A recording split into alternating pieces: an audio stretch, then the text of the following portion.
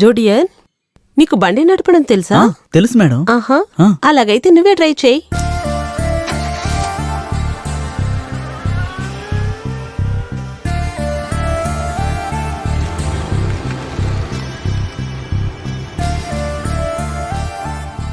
జోడియర్, నీకు నా మీద ఏమైనా కోపం ఉందా?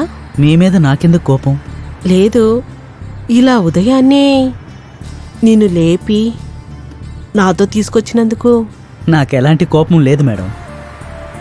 ఇంత పొద్దున్నే నేనెప్పుడూ నిద్ర లేవలేదు, అందుకే కొంచెం టైర్డ్గా ఉంది. ఇలా చూడుజో, నీకిప్పుడు చాలా చిన్న వయసు, బాగా ఎనర్జీ లెవెల్ ఉండే టైం. ఈ సోమరితనం వదిలి బాగా స్మార్ట్గా ఉండాలి.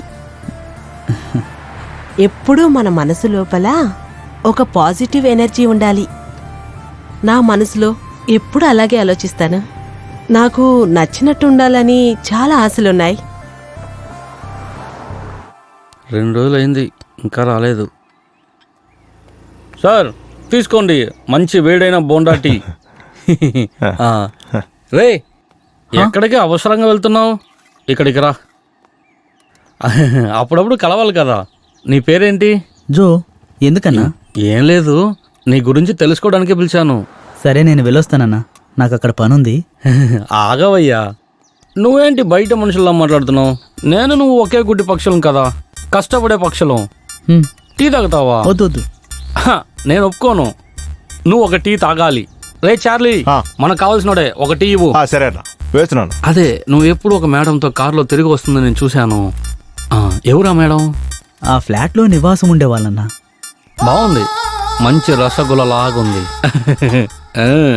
నేను వెళ్తున్నానన్నా, తర్వాత కలుస్తాను. రే, సరే చూద్దాం. జో, మీ అపార్ట్మెంట్ పక్కన ఉన్న ఒక చిన్న ఇంట్లోనే నేను స్టే చేస్తున్నాను. టైం దొరికినప్పుడంతా నువ్వు అప్పుడప్పుడు ఇక్కడ వచ్చేసి వెళ్ళు. అదొక స్వర్గం రా, స్వర్గం. సరే సరే. ఇదిగోండి. రే, టీ తాగేసి వెళ్ళు. వద్దన్నా, ఇంకోసారి తాగుతాను. వద్దు, వేస్ట్ అయిపోద్ది, నేనే తాగేస్తాను.